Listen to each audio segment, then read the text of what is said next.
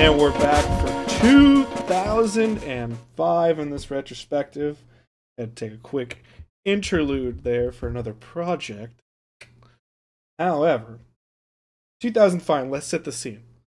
We have the theoretical end of Star Wars being released in 2005. Harry Potter and the Goblet of Fire. Should have been an.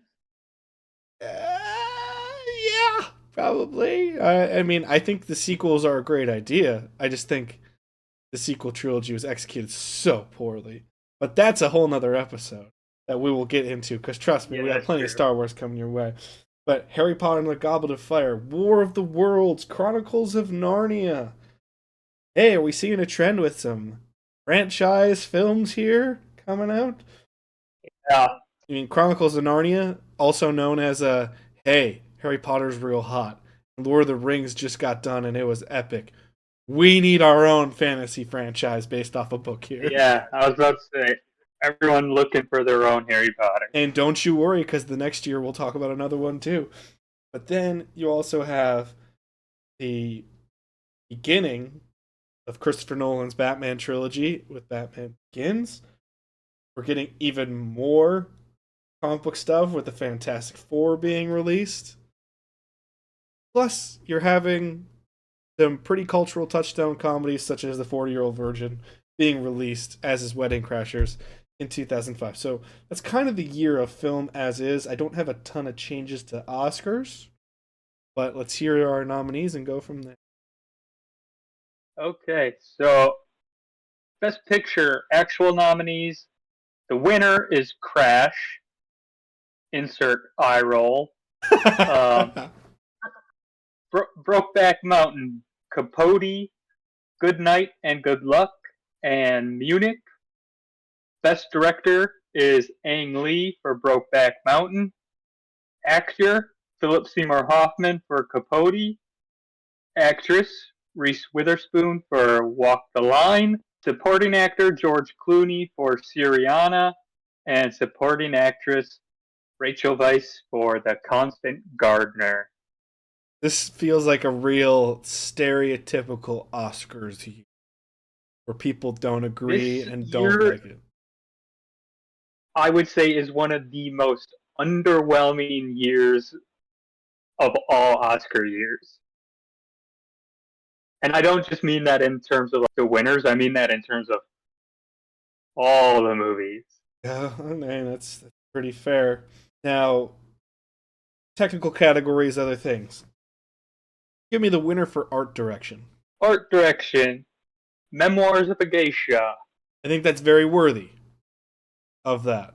I would have liked to seen a nomination for Batman Begins. I think the art direction of Batman Begins really sets that tone pretty well and balances a lot of weird stuff that you wouldn't think is very Batman-esque, crime thriller-esque. Like, it's got all these different elements, and the art direction really unifies that really well. So I could see that as a nomination, but I think Memoirs of a Geisha, even seeing 2 minutes of Memoirs of a Geisha, you're like, yeah, art direction's pretty solid there. Yeah, that's like the best part of that movie is the overall look of it. Yeah. Oh, hey, Michelle Yeoh's in that movie, so calm down. Michelle Yeoh's probably the best. I only watched it the one time that I had to, just to knock it off the list of Oscar. But I will say this. Never seen it. I just watched the trailer to make sure, in a couple scenes, to make sure I saw the overall art direction. And I just saw Michelle Yeoh, and I just went, well, that's the best part of that movie. Because, I love Michelle Yeoh. So, visual effects. What is the winner for visual effects? Visual effects. We got King Kong. I don't understand. I can understand the win for King Kong. King Kong looks pretty impressive in that movie, even though the movie's not great. Yeah. How is Revenge of the Sith not nominated for visual effects? Well, there's only 3 nominees in that category, so that explains that a little bit. Yeah, which never makes sense to me. The other nominees are War of the Worlds and Chronicles of Narnia. I also had written down, one of mine was a nomination for Goblet of Fire. So if there was 5 nominations, that covers it right there. I don't understand why it's only a 3 nominee. Makes no sense to me. But I know I've come off as quite the Star Wars apologist in previous episodes. The prequel trilogy does not deserve acting awards or directing awards in any way, shape, or form. But no one can argue the visual effects of those films. Yeah. They look The utterly gorgeous. Yeah, especially Revenge of the Sith has some of the best visual effects of the prequels. There's a lot of great breakdowns on YouTube that you can watch of it. I'm not sure why they do the 3 over the 5. Never makes sense to me.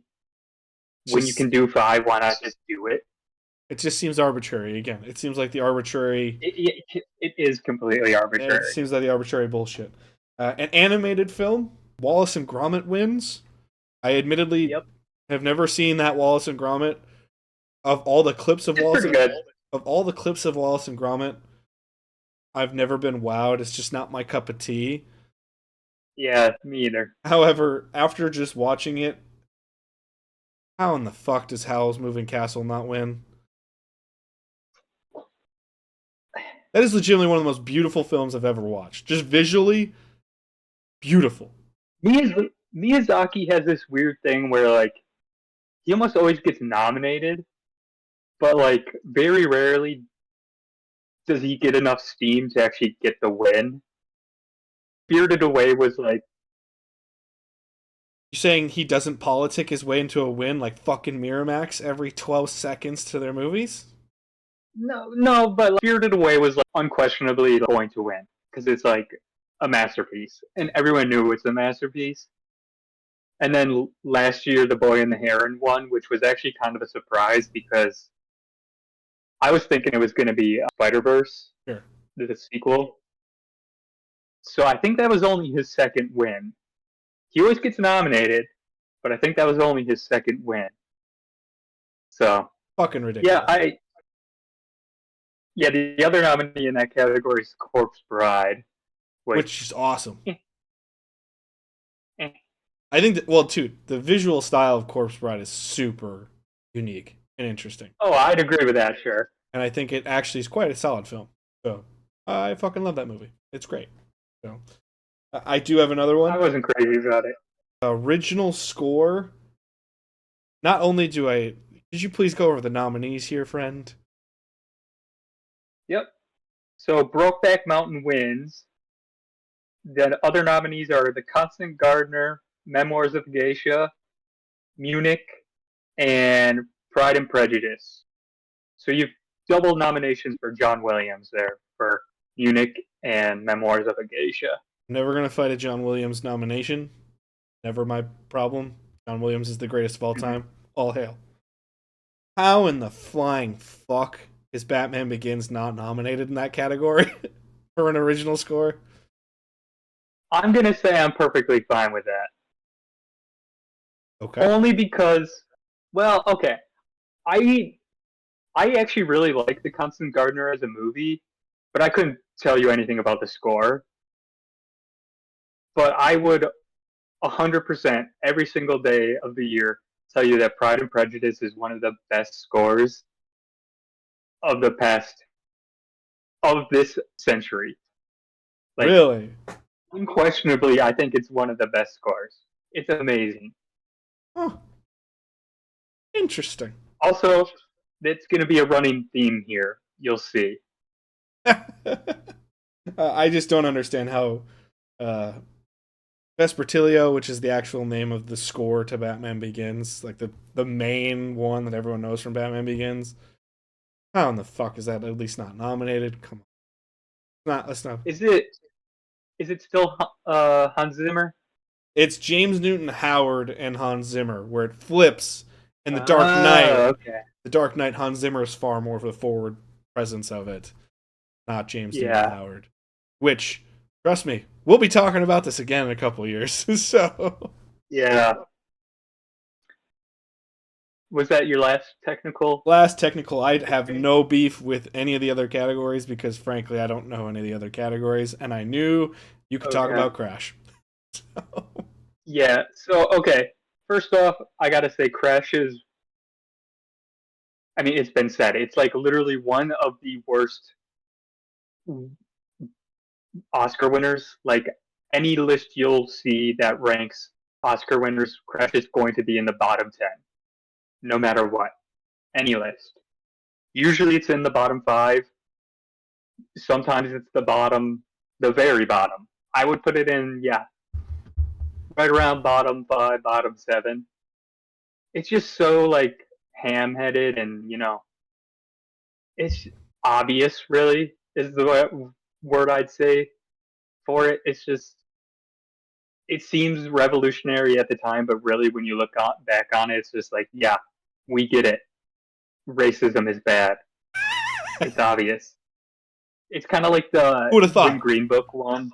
Who would have When thought? Green Book won in 2018, where it's just like, really, we're still doing this. But I mean, there's a lot of great performances in Crash, but other than that, that movie is. Well, why does Crash win then? What's the competition? It just had this weird, because I think I wrote it down here because I watched when it won, when it got announced. So when it gets announced, Jack Nicholson is presenting it. He opens the card, and then he like his eyes bulge in surprise, and then he's like, whoa, Crash. And then there's like an audible, not a gasp, but there's a moment of like pause, and then everyone erupts into a huge cheer. So I think it was like, and I do actually, that I should just transition now into the Guild Awards, because the Producers Guild gave their Best Picture to Brokeback Mountain. Golden Globes gave their Best Drama to Brokeback Mountain. Crash wasn't even nominated. Critics' Choice Awards gave it to Brokeback Mountain. BAFTAs gave it to Brokeback Mountain. So, in none of those other guilds did Crash win an award. One of which it wasn't even nominated for the award. Yes. The only one it won was for SAG, where it won for like best performance by an overall cast. Which is a weird. But that's it. It's a weird award. It's a weird. Well, that's sort of like their version of like best picture, because they only do acting. Oh, but, okay. Yeah, so that's sort of like their version of it. But yeah, every single award show, Brokeback Mountain won.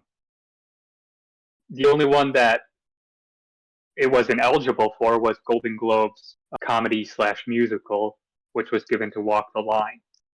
So, I mean, it was a huge surprise when it was announced, which explains Jack Nicholson's very surprised look. Yes. Well, Jack Nicholson pulls no fucking punches. Oh yeah, he doesn't give a shit at that point. He doesn't give a fuck. So that's what makes Jack Nicholson awesome, is the fact that he doesn't care. Yeah. He just wants to go to Laker games and live his fucking life. That's it. That's all Jack Nicholson cares about. Just a couple of the technical categories I had is editing. I would have went with Munich over Crash. I just rewatched Munich last month.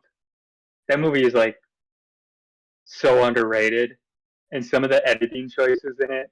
There's one sequence in particular with, I'll try not to spoil it, and just in case anyone wants to watch it, with a suspenseful bombing sequence, and it's really, really good. I mean, it's Spielberg, so obviously it's going to be good. Shocking. Spielberg movie, that's good. Yeah, and then I would have had a nomination for Pride and Prejudice for adapted screenplay.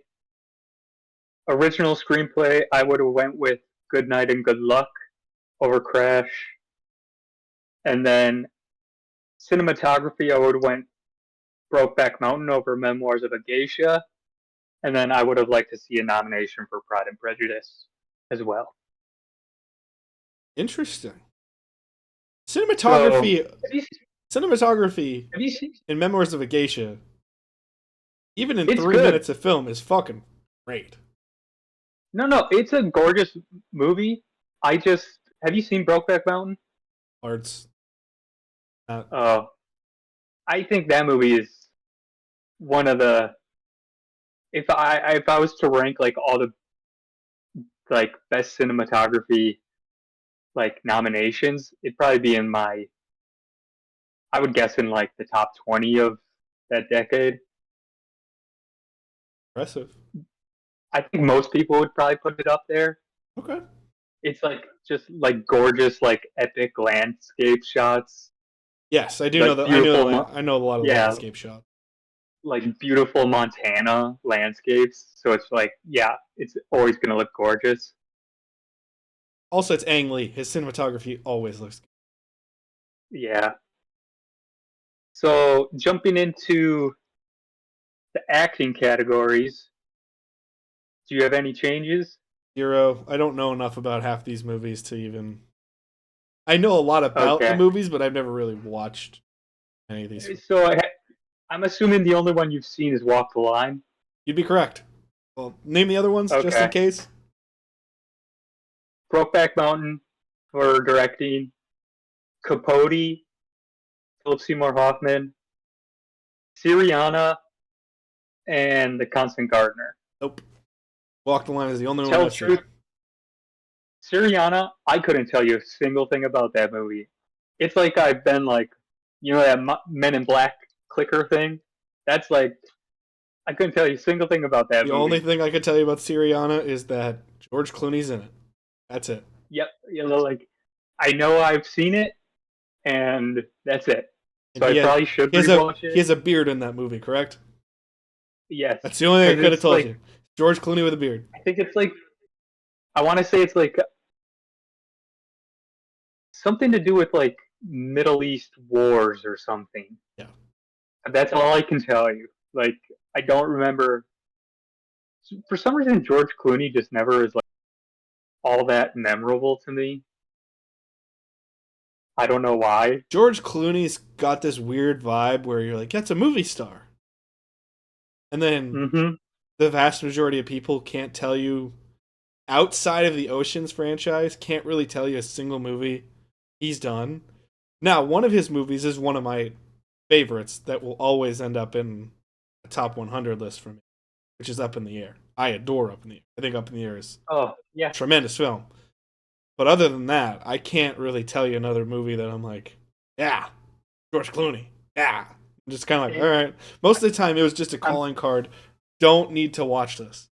Was kind of the vibe yeah, for a lot of movies for me. If George Clooney was in, I kind of go, don't need to watch it because it's usually not my cup of tea.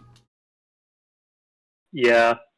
I think it was this year. He had 4 different ways he could win an Oscar because he produced Good Night and Good Luck. He directed it. He was acting in Syriana, and then he also, I want to say he wrote. Did he write Good Night and Good Luck?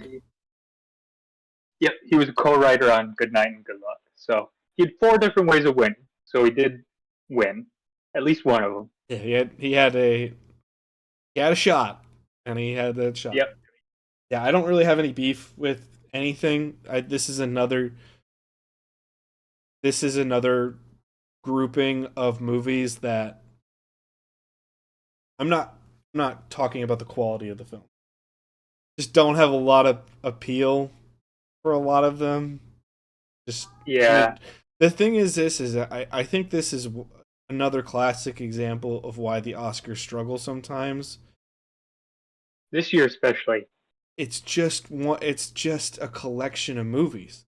And when you can't fight, when you don't even have a single movie that generally appeals, not even like, whoa, we got a blockbuster here. We got this movie that just caught fire and people loved. When you don't even have a movie in major categories that at least got people talking to get a little bit momentum, it's a problem because then most people just go, "Oh, it feels more it feels that like intangibility of like art house stuff for people, where people go, well, that's an Yeah, art house I thing. would, I don't watch those. That's not my thing. and yeah, on that note, this was in the book that I have for the first time. Only one nominee for Best Picture, Munich, is a big budget studio movie, and that big budget, Munich has a budget of 79 million. Everything else is under that. So like these are smaller movies. Yeah. So I Also, mean, this is where like the reputation of like the snotty Oscars starts. Yeah. I mean, it's accurate this year. Now, conspiracy theory: does Crash win because of Scientology? I couldn't see how it would. I only say that for those who don't know, he has since renounced Scientology. But the Yeah. screenwriter Paul Haggis, very Yeah. prominent member of the Scientology community during this time, and this is the general era. This is when Crazy Tom Cruise comes out. The reason everyone hates Tom Cruise. Yeah. It's this era, but this is also the height of the church. I'm using the most air quotes I possibly fucking can for that. For this tax scheme. US government failed us back in 93. Fucking idiots. But the Church of Scientology is doing its most outward, we're here to conquer the world. This is Yeah. the time frame when they are trying to conquer I every aspect. It's the only reason I'm like, if Crash isn't even on anyone's radar half the time, is that a possibility? This is a complete conspiracy theory. I've never looked into it. It's just a I question. don't think so. I mean I don't know that for a fact, but I don't think so. I think it was just the thing of like the pseudo like Hollywood wokeism of they think they're being really Progressive and avant-garde and yes, really they trying think to do they're something. very progressive, but really it's like okay, you're not really. It's just you're thinking you are. I think that's more what it is than anything. Kind of just like circle jerking each other with thinking they're really progressive.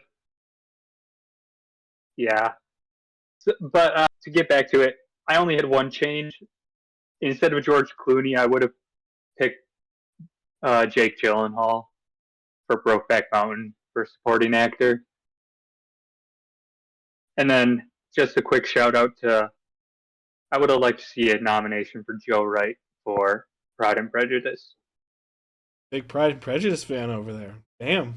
Hey, that's if we ever do that top 100, that's in my top 50 movies of all time. Wow. Okay. Okay. I love that movie. I can't wait for you and I to just have the biggest culture clash of top 100s, Oh yeah, because you and I have a lot of movies that unify us, but I think a lot of our favorites that we don't talk about are wildly different than what we would really yeah. guess. And it's just interesting to, yeah, I don't have much else on Oh this. This is certainly a year for me that I just go, cool, you're the Oscars, no one gives a shit. yeah. And then on picture, the obvious thing that everyone says, Brokeback Mountain should have won. That's the choice I would have made. And then I would have taken out Crash and put in Pride and Prejudice. So you are of the belief it And doesn't even then deserve a nomination. no, I Would you don't say think that it. movie's good? No, I'd say it's mediocre. That's a In problem. any other year, if that came out now, people would roll their eyes and say, "Yeah, it's really on the nose," and just like, "We get it. We don't need this movie now." We didn't need it in 2005, probably, but we got it. Yeah, Okay. yeah. Oh, and then just on that thing about like who was going into stuff really confident Yeah. and who had their dreams crushed.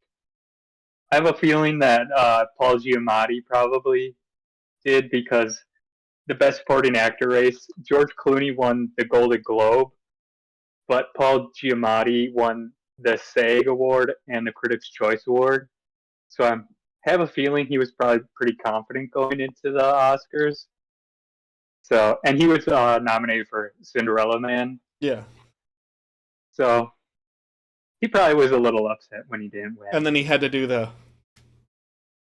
Yeah, and he still hasn't won, which I feel bad for him. Because I really like him. I really like Paul Giamatti and everything that I've seen him in. There's not a movie that I go, not great, Paul. I've liked him in everything I've seen him in. It's just he I don't know if it's the projects he picks. There are sometimes some of the movies that he's in, it feels like he's hunting for awards, and I'm just kind of like, not the way to do it, man. Just last year, was it last year or 2 years ago? The Leftovers. Yeah. That he did. I loved that movie, and I really was hoping he would win, but Brendan Fraser won, so I was okay with that too. Yeah. That's your boy. Like, it's your boy from The Mummy. 1999, The Mummy's Brendan Fraser won an Oscar. Hell yeah. Now I get to say that for the rest of my life. It completely legitimizes one of my favorite movies. I understand it. Favorite film from 2005? I don't know. Did we even see your favorite film? Oh, yeah. 2004 was Azkaban. 2005, what's your favorite movie? Yeah. Seems like it's Pride and Prejudice. Pride and Prejudice. A fucking adaptation of a Jane Austen novel. You're like, yeah. Let me see if there's any other. What's yours? You know what it is. It's Batman Begins. Let's be honest. Come on now. Yeah. It's a great movie. It's a great fucking movie. Yeah, I don't see what else it would have been for me except Pride and Prejudice. So I think I like Pride and Prejudice more than I like Goblet of Fire. That says a lot. It does say a lot. A movie we both like from this year that I would say is good is Walk the Line. I do enjoy Walk the Line. And Reese Witherspoon and Philip Seymour Hoffman, they swept every single award. So it's like they were shoo-ins for theirs. Which surprised me because I didn't realize how like of a shoo-in she was for that. I remember when she won, a lot of people were like, really? Because it's Reese Witherspoon, and this is just a couple years removed from Legally Blonde. So people only see her in rom-com Legally Blonde, Sweet Home Alabama. They don't see her as, this is legitimate actress Reese Witherspoon. They see this as, oh, it's that blonde rom-com girl. Yeah, I think this is 2 years after Legally Blonde, which, that's impressive. And again, I think it just shows the craft of the work. And it's really hard to... We've been on this topic with other actresses and actors in the past where they play a certain thing, so they're known for that, but they never get credit for actually being quite as good as they actually are. That's just always how it goes. I mean, it's the same reason. I truly think that's part of the reason some of the roles that... This is 2 shows in a row we've talked about Jim Carrey not getting a nomination for something that he probably deserves at least a nomination for. Yeah. And it's mostly because of, well, that's funny Plastic Man Jim Carrey. It's like, no, that's legitimate great actor Jim Carrey. He just happens to do a lot of comedies in that. Mm-hmm. Yeah. Yeah, when you paint yourself into a corner and then Hollywood can't get you out of it. Yeah. Because they're assholes. Even when you showcase that you're better. That's...